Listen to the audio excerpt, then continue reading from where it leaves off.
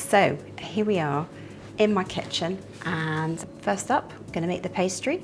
And we're going to start by adding to the plain flour, and I've got 12 ounces or 350 grams here of plain flour. I'm just going to add butter into that. So there's the plain flour. Now this butter that I've got here, and I'm literally just reading this from a fabulous, one of my old faves actually, River Cafe cookbook, which I've had for about 20 years. It's 8 ounces, so it's just going to go straight in. And it's cold, so being cold is quite key, because pastry needs to be kept really, really cold. And the best to use would be unsalted. So I'm just going to pop that on. I really want it to resemble breadcrumbs, and once it's got to the breadcrumb stage, I'm adding in some icing sugar. I used to make pastry as a kid, just using my fingers. So if you don't have a mixer at home, I'll literally just get your fingers in there and just rub and crumble the flour and the butter together. So now it's far more breadcrumby there. So what I'm going to do is tip in the sugar and egg yolks.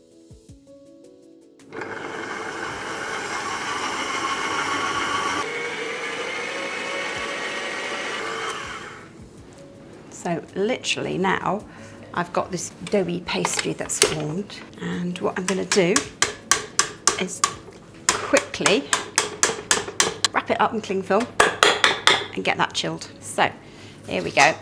You just lay it out. So I'm literally going to scrape this out of here into my cling film.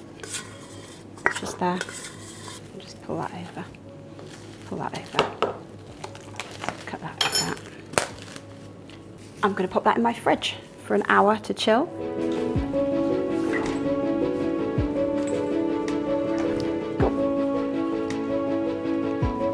So this is my pastry, which I made earlier and chilled in the fridge. And I'm now going to pop it into my tin. And if I've got enough left over, then I'm going to pop it into this one too. And do some little slices. And then pop each little slice around. And then what will happen is these will all mould into each other. It doesn't have to be perfect, because no one is going to look underneath the base or see this part of your tart. So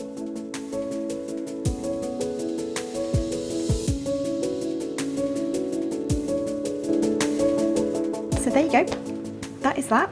The tart is covered, all the bottom. I'm going to blind bake it, so I might just put some fork marks through it. And I'm going to pop this in my Aga, 20 minutes. If you're using conventional oven, about 180, be fine. In that goes.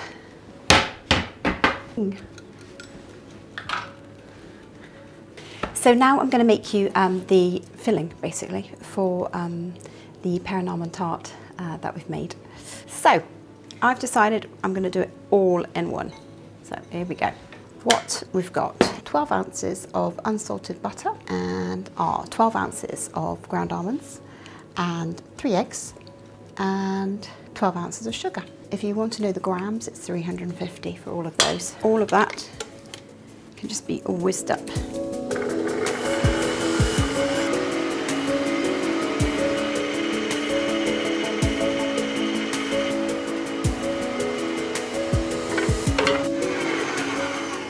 So for the filling, I've made a lovely, lovely cake mix here, and there it is. Basically, I'm peeling some pears, and the pears are going to sit in the bottom of the dish. With these pears, I'm just literally just taking out the hard bit.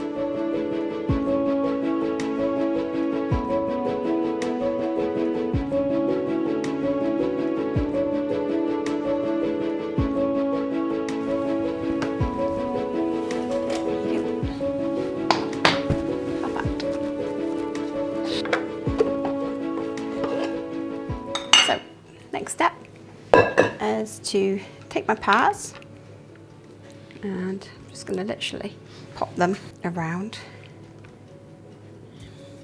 So the idea is that this can feed a bunch of people, and every person in their slice will get a bit of pear. So you can be really generous with this. Just drop it on.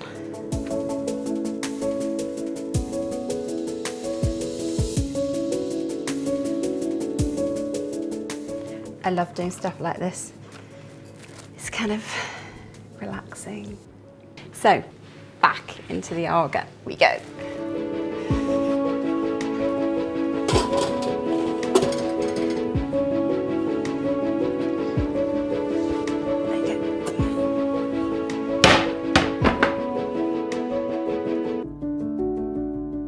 I don't know about you, but I absolutely love pears. And this is really, really delicious.